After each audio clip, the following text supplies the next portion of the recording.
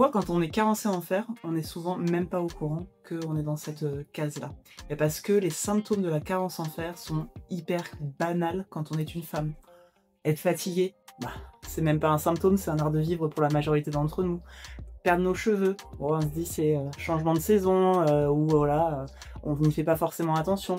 Un peu d'essoufflement, les ongles qui sont pas non plus tip top, c'est des choses où on fait pas forcément le lien.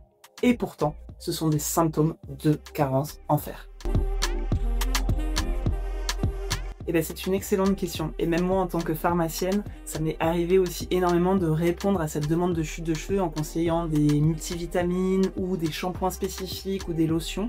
Alors, ça peut être une solution justement quand l'origine de la chute de cheveux est juste saisonnière, mais quand on manque de fer, c'est quelque chose qui ne servira à rien, puisque la cause de cette chute de cheveux se trouve dans l'assiette et dans une carence et dans un manque de ce nutriment qui est le fer.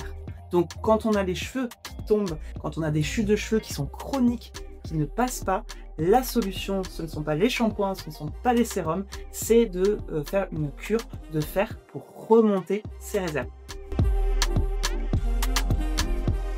C'est une excellente question et c'est aussi pour ça que le fer au lys a été formulé. Comme de nombreuses femmes, j'ai été moi aussi carencée en fer et comme de nombreuses femmes, je ne le supportais pas au niveau digestif. Qu'est-ce que ça veut dire concrètement au quotidien? Des ballonnements, parfois c'était des nausées, et puis surtout de la constipation qui remettent réellement en cause la capacité de se supplémenter sur le long terme et de faire remonter ses réserves.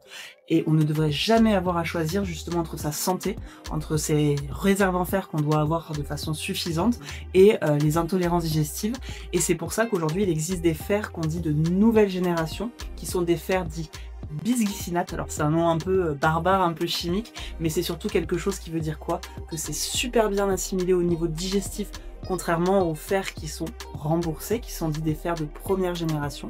Et donc ça permet, de remonter ses réserves en fer, mais surtout sans souffrir d'inconfort digestif. Et ça change la vie.